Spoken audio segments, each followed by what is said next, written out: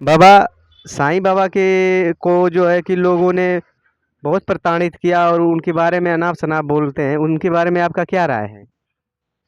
बहुत अच्छा प्रश्न पूछ लिया।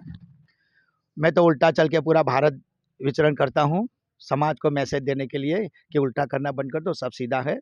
वैसे कहते हैं कि 7 चीज़ कभी भी साधु संतों को नहीं पूछनी चाहिए। नदी का मूल मत पूछो, साधु का कुल मत पूछो, साधु का अभ्यास मत पूछो, साधु की उम्र मत पूछो, साधु का नाम मत पूछो, इतिहास मत पूछो और हिसाब मत पूछो। मगर आजकल के पुलिस और नेता लोग हैं जो उसकी इतनी घटिया बात में चले जाते हैं कि जड़े मूड को गड़े मुर्दे को उखाड़ रहे हैं। तो जो अविवेकी है वही ऐसी बातें करते हैं कि वो कौन था न क्या नहीं। तो जो शंकराचार्य जी भी थे, उन्होंने भी साईं बाबा के बारे में बहुत अनाप-शनाप बोला। और बहुत से ऐसे अज्ञानी लोग हैं जो कहते हैं कि वो तो क्या बोलते हैं उसका नाम करके, तो ऐसा था, तैसा था, ये है, वो है, चाँद मियाँ है वगैरह, वगैरह। तो ये गलत बात है। तो जब मैं उल्टा चल के जा रहा था, तो मेरे सामने मीडिया वाले, टीवी वाले आ गए और मैं उस वक़्त सीढ़ी में ही था, उल्टा चल के गया था। तो मेरे को ऐसा प्रश्न पूछ लिया कि साईं बाबा के बारे में इतना हल्ला-हुल्ला गुल्ला मचा रहे हैं। पहले तो यही है कि पूछना ही नहीं चाहिए कि हिंदू मुस्लिम है, एक भगवान है। और ये जो हिंदू अपने आप को हिंदू, मुस्लिम, सिख, ईसाई बता रहा है ना, वो अभी आत्मज्ञान से तो बहुत दूर है, उसको अपनी पहचान ही नहीं है। तो मैंने आत्मसात के कर दिया उनको साक्षात्कार के रूप में कि जैसे हम कहते हैं कि Sai Baba, what is the meaning of the Sai Baba? Sai Baba का अर्थ क्या है? साईं बाबा कौन है? अहमदनगर किसको कहते हैं? महाराष्ट्र किसको कहते हैं? तो ये 4 शब्द की लाइन के अंदर में हमने कह दिया था। उसके बाद शंकराचार्य की बोलती बंद हो गई थी। जब हमने वो 4 लाइन शास्त्रार्थ कर दिया। कौन-सा 4 लाइन है तो वो वो भी 4 बताइए? लाइन है। तो कहते हैं कि भाई, लोग कहते हैं कि साईं बाबा, तो what is the meaning of the Sai Baba? Sai Baba का अर्थ क्या होता है? सा माने साक्षात, ई माने ईश्वर, बाबा माने पिता। साक्षात ईश्वर ही हम आप सबके पिता हैं। सा माने साक्षात, ई माने यीशु, सा माने साक्षात, ई माने अल्लाह, साईं माने सिख, साईं माने शिव, साईं माने आई, साईं माने माई, साईं माने स्वयं, वी आर ऑल्सो, हम आप सब साईं हैं। लोग कहेंगे कि सीडी में आने वाले महाराष्ट्र में उसको साईं बाबा कहते हैं, कोई फ़कीर नहीं। यही है साईं का अर्थ। और फिर बोलते हैं कि सीडी, सीडी किसको कहते हैं? तो आप कहेंगे कि भारत में आया हुआ महाराष्ट्र और उसमें आया हुआ अहमदनगर जिला और उसमें कोई छोटा-सा गाँव सीडी, नहीं।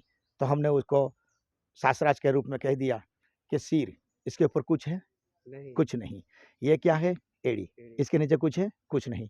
सिर एड़ी, सिर एड़ी, सिर एड़ी, यही शिरडी है। इसलिए ये आश्रम का नाम है मिनी शिरडी तीर्थधाम।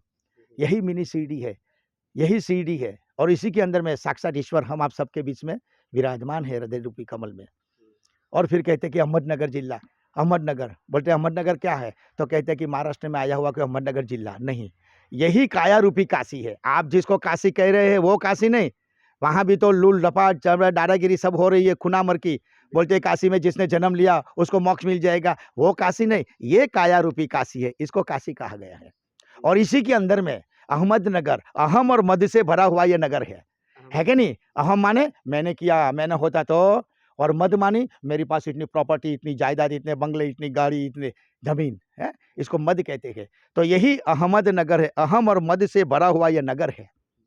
और इसीलिए निर्मल जन सो मोहे पावा, मोहे छल छिद्र कपट नहीं भावा। अगर ये निकल जाएगा अहम और मद, तो मन पवित्र दर्शन कर, धन पवित्र कर दान, मन पवित्र तब होत है जब उदर हो और ज्ञान। जब ज्ञान नहीं है तभी तो ये लफड़े में फंसे हुए हैं। तो फिर कहते हैं कि Maharashtra, what is the meaning of the Maharashtra? बोलते कि भारत में आया हुआ कोई महाराष्ट्र राज्य नहीं। बड़े भाग्य मानुष तन पावा, सुर दुर्लभ सद ग्रंथ ने गावा, यही महाराष्ट्र है।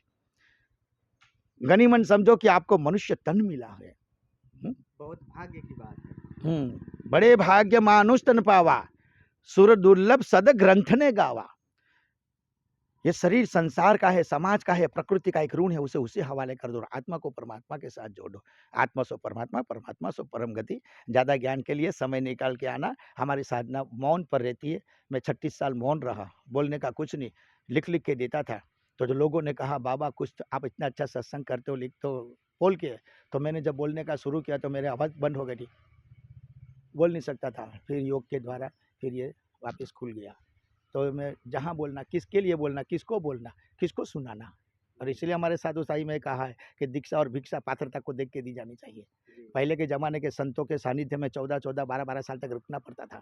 आज तो आज चेला बन गए, गुरु के 5 चेले, चेले के 5,000, 5 लाख चेले। ये क्या है? हमने हमारा सत्संग में लिखा है, जब तक आपका देहधारी गुरु जिंदा है तब तक आप किसी को चेड़ा नहीं मोड़ सकते। आज तो गुरु जिंदा है, अगर आप गुरु की कृपा से अगर आपके अंदर में वो ज्ञान भी आ गया और जगत आपके पास तोला होने लगे और कहते हैं बाबा आप हमको चेला शिष्य साधक बना दो, तो उसको कहना चाहिए कि मेरा गुरु अभी शरीर है, जाओ उसके पास जाओ, उसके पास जाओ। मगर वो नहीं भेजता है, गुरु के 5 चेले और चेले के 5 करोड़ चेले, ये क्या है? वो नरक में जाएगा। इसीलिए जब तक आपका देहधारी गुरु जिंदा है उसके पास जाइए, क्योंकि गुरु एक नहीं है। जब हमने देहधारी हम जब गए थे, हमने जो गुरु बनाया, तो जब हम उसके सानिध्य में रहे 21 दिन तक और वहाँ पर फिर हमने कहा कि प्रभु क्या आप मेरे देहधारी गुरु बनोगे? जब ये देहधारी शब्द का उच्चारण किया तो वो खड़े हो गए, मेरे को चिपक गए अपनी आसन से और योगीराज ऐसा करके मेरे को पीठ थपथपाया, क्योंकि हमारे अखाड़े द्वारे में कुंभ में किसी ने भी ये शब्द का इस्तेमाल नहीं किया, देहधारी गुरु, क्योंकि ये जितने भी है देहधारी गुरु में अभी फंसे हैं। फिर वहाँ हमारा 3 घंटा सत्संग हुआ, फिर गुरुदेव ने बताया अच्छा देहधारी, तो तभी गुरु क्या है, श्री गुरु क्या है, परम गुरु क्या है, परात्पर गुरु क्या है, हैं? ऐसा करके गुरु की वो आती है और उसमें से आपको ये क्या, ये गुरु के क्या, ये गुरु को क्या, ऐसा करके। जय साईनाथ, ओम जय साई राम। साईं। अब समय भी हमारे पास कम है, हम परिक्रमा में निकलने वाले हैं।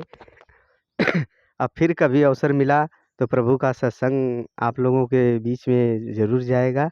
ओम साईं राम, नर्मदे हर, हर हर महादेव।